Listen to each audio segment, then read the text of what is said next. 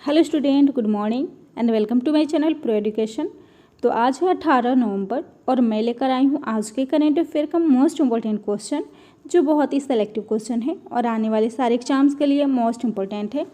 तो अगर मेरा वीडियो आप लोग को अच्छा लगता हो तो मेरे चैनल को सब्सक्राइब जरूर कर लीजिएगा और बेल आइकन प्रेस कर लीजिएगा ताकि आने वाले वीडियो का नोटिफिकेशन आपको मिल सके।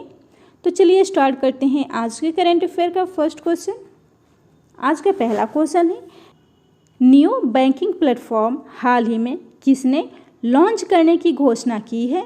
तो इस क्वेश्चन का राइट आंसर होगा ऑप्शन डी, एसबीएम बैंक। तो हाल ही में एसबीएम बैंक ने नियो बैंकिंग प्लेटफॉर्म को लॉन्च करने की घोषणा की है।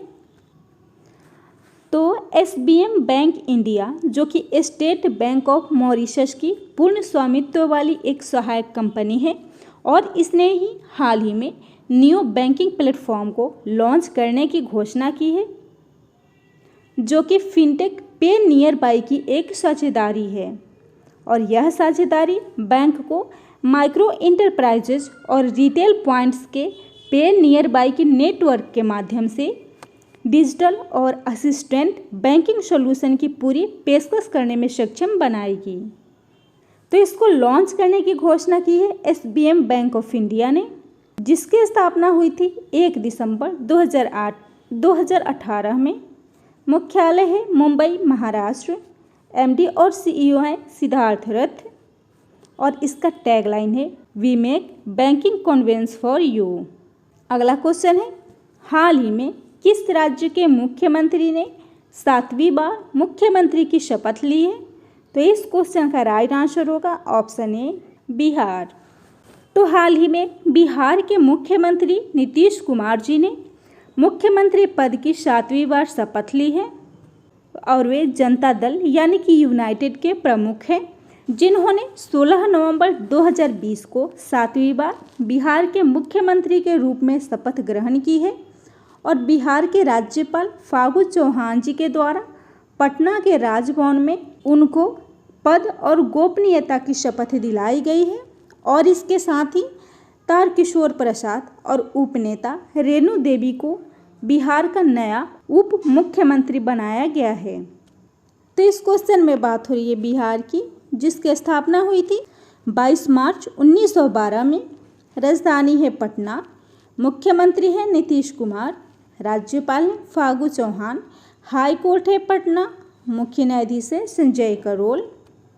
और भारत का पहला डॉल्फिन रिसर्च सेंटर बिहार में स्थापित किया जाएगा, और विश्व का सबसे बड़ा अस्पताल भी पटना में बनाया जाएगा। और बिहार का एकमात्र नेशनल पार्क है वाल्मीकि नेशनल पार्क, जो बिहार के पश्चिमी चंपारण जिले में स्थित है। और बिहार का शोक कोसी नदी को कहा जाता है, और बंगाल का शोक दामोदर नदी कहलाता है। और बिहार के मुख्यमंत्री नीतीश कुमार जी के द्वारा हाल ही में सियासत में सदस्यता पुस्तक को लॉन्च की गई है। और बिहार में हाल ही में इंद्रव्रज मोबाइल एप्लीकेशन भी लॉन्च हुआ है। और संजीवन मोबाइल एप्लीकेशन को कोविड-19 प्रसार को कम करने के लिए यहाँ लॉन्च किया गया है। और भारत का सबसे बड़ा डबल डेकर फ्लाईओवर भी बिहार में बनाया जाएगा।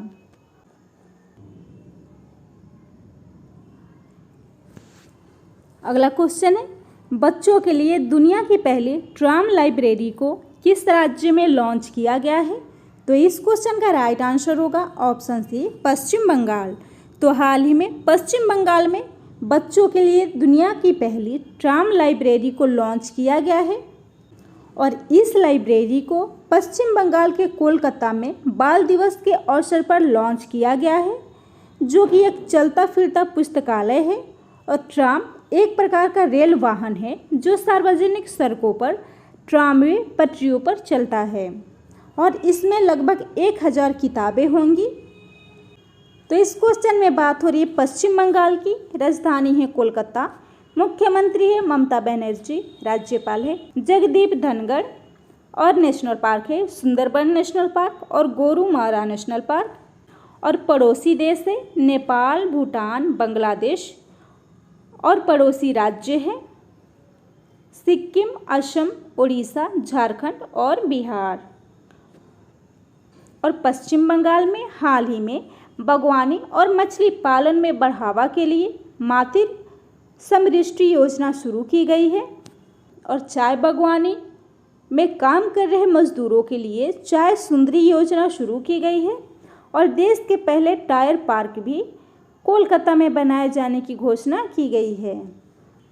अगला क्वेश्चन है F1 यानी कि फॉर्मूला 1 तुर्की ग्रैंड प्रिक्स 2020 को हाल ही में किसने जीता है? तो इस क्वेश्चन का राइट आंसर होगा ऑप्शन ए लुइस हैमिल्टन। तो हाल ही में लुइस हैमिल्टन ने फॉर्मूला 1 तुर्की ग्रैंड प्रिक्स को जीता है। और लुइस हैमिल्टन जो कि मर्सिडीज रेसर हैं, इन्होंने तुर्की के इस्तांबुल पार्क में आयोजित तुर्की ग्रैंड प्रिक्स 2020 को जीता है। और इस रेस में सर्जिया पेरेज जो कि रेसिंग पॉइंट से संबंधित हैं, इन्होंने दूसरा स्थान हासिल किया है, जबकि फेरारी के सेबेस्टियन वेटल ने तीसरे स्थान को प्राप्त किया है। और यह लुइस हैमिल्टन की इस सत्र की 10वीं जीत और उनके करियर की 94वीं जीत है। तो इस क्वेश्चन में बात हो रही है 2020 में आयोजित होने वाले फॉर्मूला 1 की। तो इस क्वेश्चन से रिलेटेड करेंट अफेयर के कुछ इंपॉर्टेंट पॉइंट्स हैं, जैसे कि लुइस हैमिल्टन जिन्होंने तुर्की ग्रैंड प्रिक्स के पहले 9 और फॉर्मूला 1 रेसेस जीते हैं, जिनमें फर्स्ट स्टायरिन, सेकेंड है ब्रिटिश, थर्ड है Hungary grand prix, Spanish grand prix, Belgium grand prix, Tuscan grand prix, पुर्तगाली ग्रैंड प्रिक्स और एमिलिया रोमांग ग्रैंड प्रिक्स। और इसी के साथ वोल्टेरी बोटास ने ऑस्ट्रेलियन ग्रैंड प्रिक्स जीता है, जबकि रियल मैड्रिड ने ला लीगा 2020 को जीता है। बायर्न म्यूनिख ने UEFA चैंपियनशिप 2019-20 को जीता है। और मैक्स वेरस्टेपेन ने 70 एनिवर्सरी ग्रैंड प्रिक्स को जीता है, जबकि पियरे गैसली ने इटालियन ग्रैंड प्रिक्स 2020 को जीता है।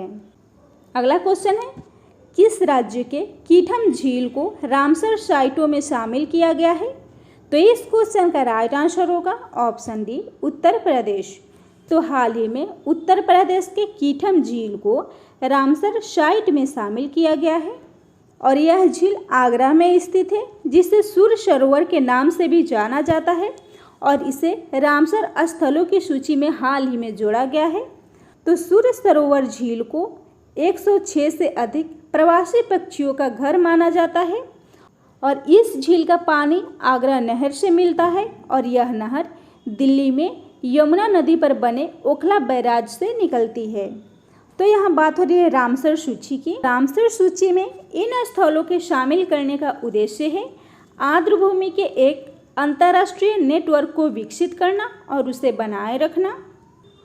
तो उत्तर प्रदेश जिसकी राजधानी है लखनऊ, मुख्यमंत्री हैं योगी आदित्यनाथ, राज्यपाल हैं आनंदीबेन पटेल और उच्च न्यायालय है इलाहाबाद। और लोकसभा सीट है 80, राज्यसभा सीट है 31 और विधानसभा सीट है 404। और इसी के साथ भारत में सबसे ज़्यादा विधानसभा सीट वाला राज्य उत्तर प्रदेश है। और हाल ही में लॉन्च योजनाएं हैं बाल श्रमिक विद्या योजना, नवीन रोजगार छतरी योजना। मनरेगा के तहत सबसे ज़्यादा रोजगार देने में उत्तर प्रदेश ने प्रथम स्थान हासिल किया है। और उत्तर प्रदेश में NRI एकीकृत पोर्टल लॉन्च किया गया है, जिसका उद्देश्य है राज्य के बाहर रहने वाले विदेशी नागरिकों या फिर विदेशों में जाने वाले राज्य के नागरिकों को एक समस्या समाधान उपलब्ध कराना। और इसके साथ ही मेजर ध्यानचंद विजय पथ योजना भी लॉन्च करने की घोषणा की गई है, जिसका उद्देश्य है राज्य में खिलाड़ियों की घरों तक पक्की सड़कों का निर्माण करवाना। और बिजली चोरी की समस्या को देखते हुए बिजली चोरी विरोधी पुलिस स्टेशन भी स्थापित की जाएगी। और घरेलू सैलानियों को आकर्षित करने में उत्तर प्रदेश प्रथम स्थान पर है, जबकि विदेशी सैलानियों को आकर्षित करने में तमिलनाडु प्रथम स्थान पर रहा है। और यहाँ हाल ही में मिशन शक्ति कार्यक्रम और मिशन रोजगार अभियान को शुरू किया गया है। अगला क्वेश्चन है राष्ट्रीय प्रेस दिवस हाल ही में कब मनाया गया है? तो इस क्वेश्चन का राइट आंसर होगा ऑप्शन ए 16 नवंबर। तो 16 नवंबर को राष्ट्रीय प्रेस दिवस मनाया गया है और इसके साथ ही 16 नवंबर को राष्ट्रीय सहिष्णुता दिवस भी मनाया गया है। तो वर्ष 1956 में भारत में प्रेस की स्वतंत्रता की रक्षा के लिए एक प्रेस परिषद के गठन के लिए पहले प्रेस आयोग की योजना बनाई गई थी और भारत में 4 जुलाई 1966 को प्रेस परिषद की स्थापना की गई थी और यह 16 नवंबर 1966 से प्रभावी हुआ। इसलिए 16 नवंबर को प्रत्येक वर्ष राष्ट्रीय प्रेस दिवस के रूप में मनाया जाता है। तो इस क्वेश्चन में बात हो रही है नवंबर मंथ में आने वाले इम्पोर्टेंट डेज की। इस क्वेश्चन से रिलेटेड करेंट अफेयर के इम्पोर्टेंट पॉइंट्स को भी देख लेते हैं। तो हाल ही में 2 नवंबर को international day to end impunity for crimes against journalist मनाया गया है। 5 नवंबर को विश्व सुनामी जागरूकता दिवस, 6 नवंबर को international day for preventing exploitation of environment in war and armed conflict मनाया गया है। 7 नवंबर को राष्ट्रीय कैंसर जागरूकता दिवस, 8 नवंबर को अंतर्राष्ट्रीय रेडियोलॉजी दिवस, 9 नवंबर को राष्ट्रीय विधिक सेवा दिवस, 12 नवंबर को लोक सेवा प्रसारण दिवस, 13 नवंबर को वर्ल्ड काइंडनेस डे और 14 नवंबर को अंतर्राष्ट्रीय मधुमेह दिवस मनाया गया है। अगला क्वेश्चन है अंतर्राष्ट्रीय बाल शांति पुरस्कार 2020 हाल ही में किसे मिला है? तो इस क्वेश्चन का राइट आंसर होगा ऑप्शन ए सदात रहमान।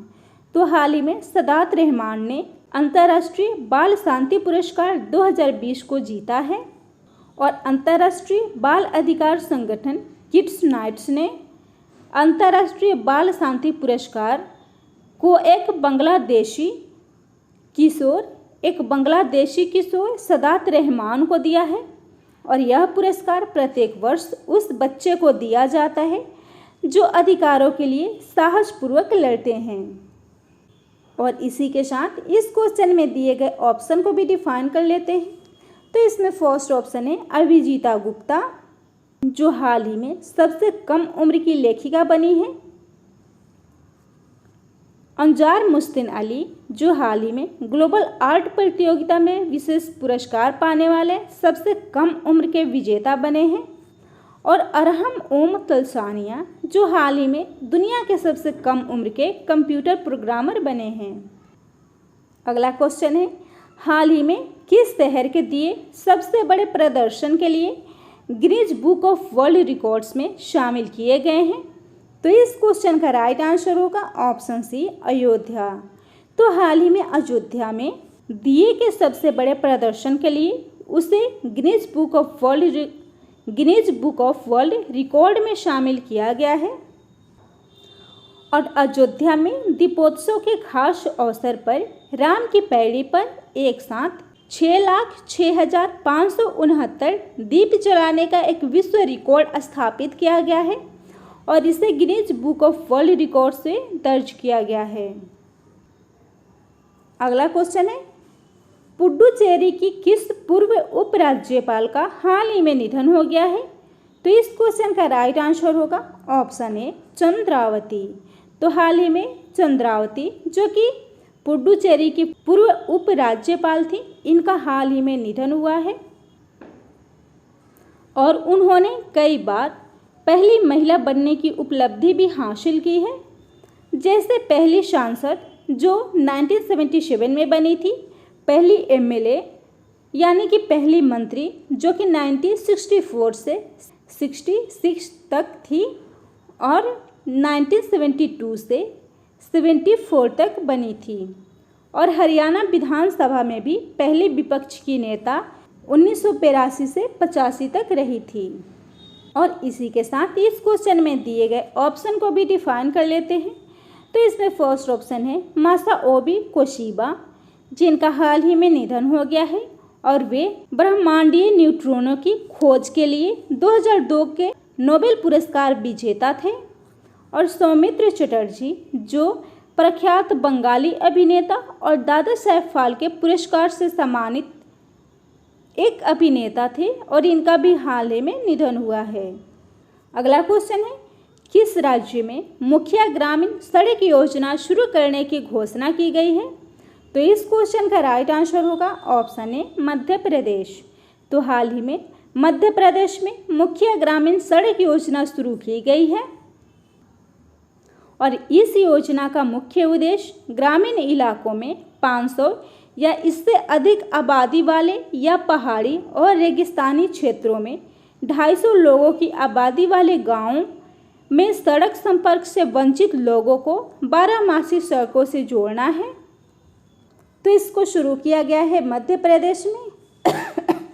राजधानी है भोपाल, मुख्यमंत्री है शिवराज सिंह चौहान, राज्यपाल है आनंदीबेन पटेल और नेशनल पार्क है वन विहार राष्ट्रीय उद्यान, कान्हा टाइगर रिजर्व और पन्ना राष्ट्रीय उद्यान। और योजनाएं हैं दीदी वाहन सेवा जो आदिवासी ग्रामीण महिलाओं के लिए शुरू किया गया था, जीवन अमृत योजना, संकल्प योजना और रोजगार सेतु योजना, और पर्यावरण संरक्षण और पौधारोपण के लिए थैंक्स मॉम अभियान।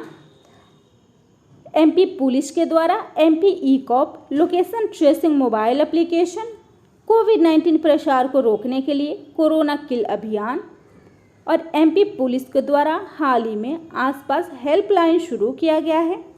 पर्यटन को बढ़ावा देने के लिए इंतजार आपका अभियान और पीएम स्वनिधि योजना को लागू करने में मध्य प्रदेश प्रथम स्थान पर है। और यहाँ हाल ही में आत्मनिर्भर मध्य प्रदेश शुरू किया गया है। अगला क्वेश्चन है, खरीफ विपणन सीजन 2020 के अनुसार कौन सा राज्य धान के उत्पादन में प्रथम स्थान पर है? तो इस क्वेश्चन का राइट आंसर होगा ऑप्शन डी पंजाब। तो खरीफ विपणन सीजन के अनुसार धान के उत्पादन में प्रथम स्थान पर पंजाब है।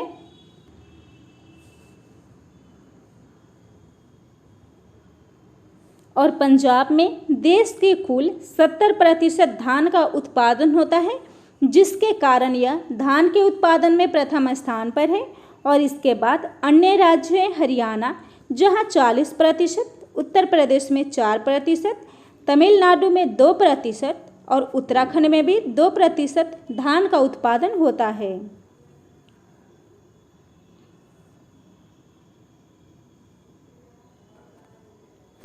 तो इस क्वेश्चन में बात हो रही है पंजाब की।